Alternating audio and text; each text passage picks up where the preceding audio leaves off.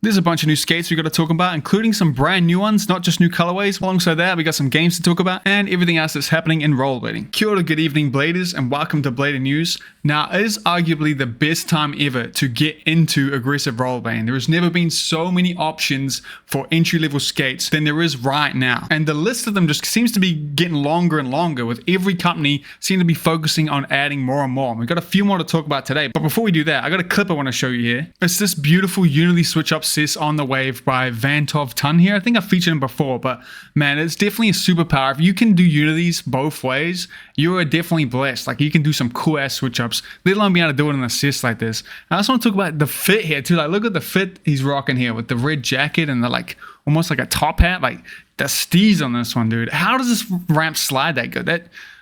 I don't know, super cool clip, definitely caught my eye. Props to him, definitely follow him. Moving on to the skates, we got to talk about another great entry-level skate that came from Powerslide, and that's from their entry-level brand called Playlife. They have the Playlife Rave Park skate here, shown off by Tomo. And you might recognize this skate because it's an open mold that a lot of people use. It's very popular right now. This is the same mold they use for the Impala skates, as well as the TNECs, which we'll come back to. We got some news about TNECs. And apparently, like an old Roces skate back in the day, Powerslide did this thing up. It's got its new sole plate on it here, which looks very forgiving and nice. As you can see, that's a very standard, good-looking sole plate. It looks sweet there. It also comes flat with the Kaiser Fluid looking frames. I'm pretty sure they're Kaiser Fluids, which is an excellent flat frame. And the price point for these is absolutely insane. You can pre-order these now for 149.99 euros, which is roughly 180 US dollars, which is an insanely good price of what you're getting here. And I love a cheap skate, man. There's something about skating a cheap skate that really takes me back to when I first got into skating. A skate that you could be rough with, a skate that's designed to be smashed around when you skate it. And these look pretty sweet. They really have that kind of, I'm getting like an old school vibe from these. I don't know why when I see that. This mold is good, it's sick. And Playlife is one of those brands that I don't really understand yet. Like, it's a new one from Powerslide, and their whole idea behind it, I think, is to bring in a bunch of cheap entry-level skates across all disciplines. And this is their second aggressive one, and they have arguably, I think, the best deal for an entry-level skate here with the Playlife Reactor. This skate is 139.99 USD or euros, sorry, and it's just the old sway. You're getting an old sway. It's a flat setup with a Kaiser Fluid frame for that price. That is insane and kind of unbeatable. And now they've got another skate to compete with it, which is also a great deal too. That is two insanely good options for getting into blading, and I think having a cheap option like that is super important because having a low barrier for people to test out if they want to skate, more people are going to do it. You don't have to send $800 to try out skating. You only got to spend a couple hundred to get the feel and then possibly branch into something better once you love it. That is insanely good, and there's never been a better time to get into blading than right now because there's so many options, not just across the affordable bit, but in general. There's never been so many skate companies, and there's more coming. There's still a few more coming. We got to update one coming from a brand that uses the same mold as the Rave Park here.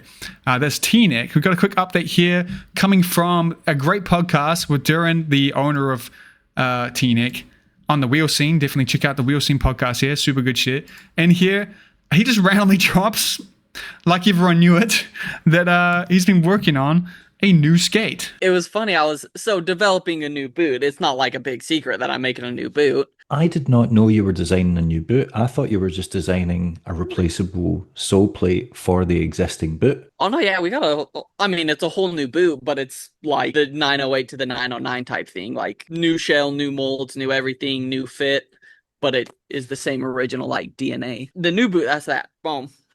And the boot's pretty much done. We just gotta figure out the sole plate fitting system, like how we're gonna attach the sole plate to the boot. So we went from thinking there's gonna be a new sole plate for the TNEC boot that we already have to now knowing there's a whole new UFS boot in the works that's gonna change everything. A brand new mold, brand new cuff, brand new fit. It's the 909 to the 908. Super exciting stuff, and another great option out there. I absolutely love my TNECs, and I kind of love the things that are going on with that brand, the people that skate on it, and the videos they drop some of the coolest videos, man. There's something very raw and core about that whole brand right now, and I love it. I don't know if you can see this cuff thing. Yeah. We're going to do stuff where it like a flex adjuster to where you can insert or take out little parts there to adjust the flex.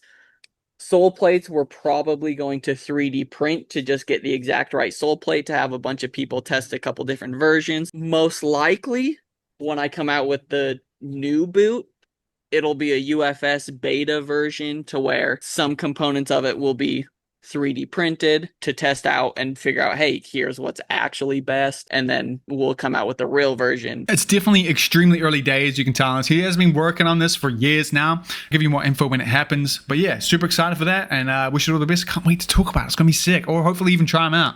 Oh, I haven't been trying too many skates out. Moving on to a more established brand, we got to talk about Roces' new drops here. Here's the most recent one. We got a new team skate called the Nardo.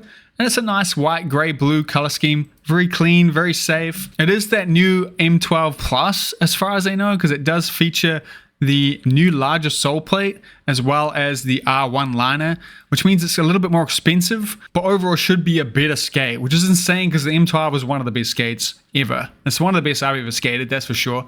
And this does seem to be the new standard they're dropping all their skates at, because they did also release a pro skate that you probably heard of. I'm pretty slow to this one. It's a pro skate for Bobby again called the Inferno. It's this beautiful fiery red colorway here, and I wonder why I'm saying fiery. It really just came to my head. There's no reason for me to say that. And yeah, it's the M12 Plus again with the big sole plate and the better liner, and should be overall better skate. I hate that it's sold anti-rocker, man. Like, I know they designed this frame to do both anti and flat. I wish they sold it flat, especially the pro version, but I am just complaining there. While we're speaking of Bobby though, I do want to call back to, this is quite an old video at this point, but I probably even plugged it before and I don't remember, but this video here, the Soul Inferno X Magic Boots video, has really stuck in my head out of everything this year. This is the one, unless I'm really forgetting, that I think has been the best so far. I really, really like it. This the whole thing is really high quality. The skating is great.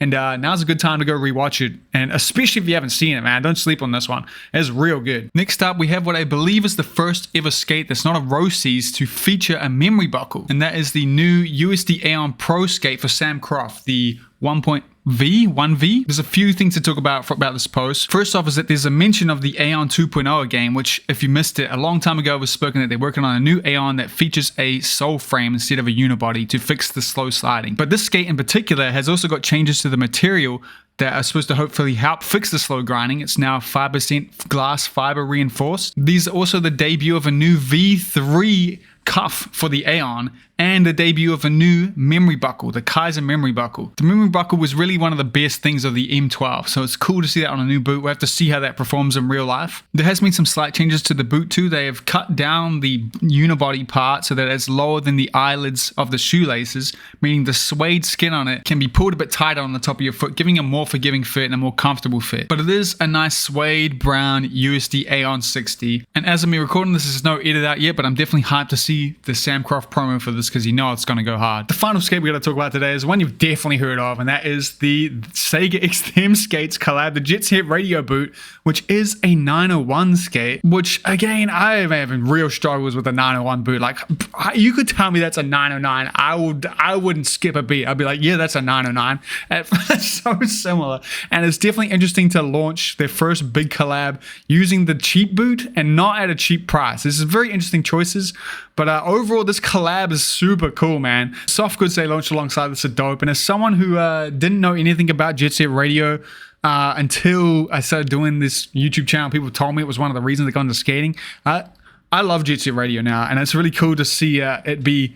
This is like a dream collab. I think this is super well done and well executed. It's really cool to see another brand doing prints on the sole too, like the old Mesmers.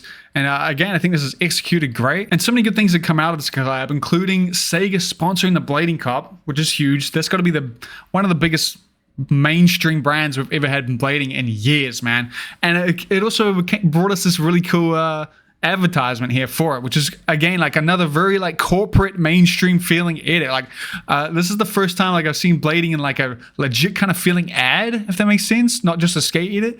And I think they did a great job with it here, though it's definitely, I was hanging out for the old them skate edit, you know, because the them skate edits go hard, and this is definitely more ad than edit. But I think this does a great job incorporating the Jet Set Radio core to it. It really captures, you know, the vibe of the game, and it shows how inspired it is by Tokyo. You know, like this looks like the game, dude. It's super sick. This is a crazy colorway for a boot too. Like, god damn, man, this shit is like, it is like nuclear waste green yellow. Like, it's sick, man. I love it. It's so good.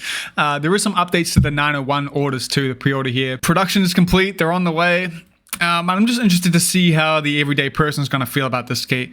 The big sole plate's probably the biggest selling point to me, but again, I'm so confused about this skate. I just feel like I know so much money is spent on this skate, and it just feels like it's just a 909. And I guess I gotta have to see it in person and skate it to see. But from now on, I'm always gonna. This is such a high chance now that I'm gonna be calling boots the wrong thing. And like honestly, people could have been skating these in front of me every day for this whole year. I would have just thought it was a 909. I think I don't know if that's a good thing. I can't be the only one thinking that, right? And speaking of rollerblading video games, I've got a couple to tell you about real quick. The first one is from my patrons, Roy here. He made this browser game that you can play on your phone right now. It'll be linked in the description. Check it out.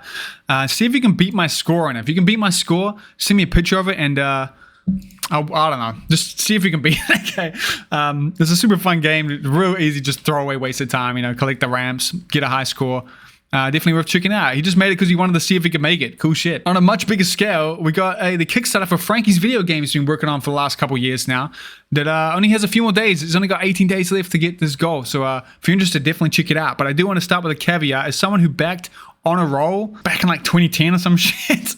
My name's in the credits. Make sure you see it in there. That was me. Definitely completely disregard pretty much any of the promises here. I'll be real, like, if you're buying into this, don't expect to get anything. Kind of see it as an investment, okay? Because there is always a chance. Game development is super hard.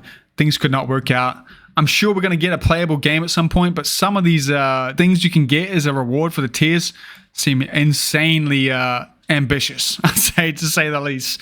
But I don't know. I want to believe. We hyped to see it. And this game is an interesting look. It's a new way to kind of show off blading that no one's really tried yet. So I'm pretty excited for that. I think that one of the coolest tiers in here, though, is all the ones that feature a secret edit of Franky. Like, that's super cool. That's some genius marketing here. But yeah, definitely go check this out. Let's see if we can raise it up and help one of the best bladers in the world achieve his dream of making this game. And just quickly, I also want to plug this Sally Soul Plate account that's run by Austin Paz, where he is documenting how long his soul plate can last on his blank skates, and is really hanging in there. And this is actually very, very fun to follow along. I definitely recommend checking it out. How many more days has it got left? The final new thing I want to tell you about is this new brand. This is again very, very early days. We'll see what happens with this, but I really like this logo. But there's a new brand called Rebel Inline here, and what they are making is a freestyle frame, which looks solid ass, dude. That's all you freestyle skaters, all you caveman skaters out there, absolutely hype. This thing looks like it's gonna be like impossible to wear through. Like, look at that.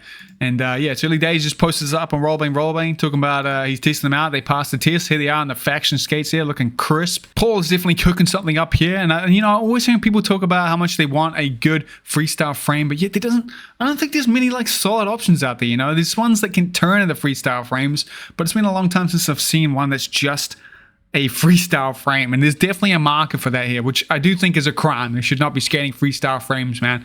But you do you, But anyway, the final thing I want to end this show on is ask you guys a question, and that is, have you seen an uptick in new bladers? Do you think this new market with so many entry-level skates and so many options for skates has helped and made a like decent impact? There's been one time I've been skating where someone was like, yo, where'd you get your skates? And I told him the price point for them, you can get them here, and he was actually like, damn, that's pretty affordable. And that's here in New Zealand, where it's definitely expensive. So is that happening to you guys? Is rollerblading easier to sell to people right now? Is there any real world experience with that? Let me know in the comments. But yeah, I want to give a massive thank you to my Blading News correspondents who helped me make this video alongside my patrons. I would not be able to do it. It's impossible without fan support like that. So thank them so much. And consider supporting if you want to help me continue to make these and maybe make them a bit more regularly. And yeah, overall though, make sure you go for a skate today or tomorrow. Put it in, make it happen. No excuses. Don't let life get in the way. You deserve to go out and skate and lace that shit, okay? And I'll see you out there. See you later.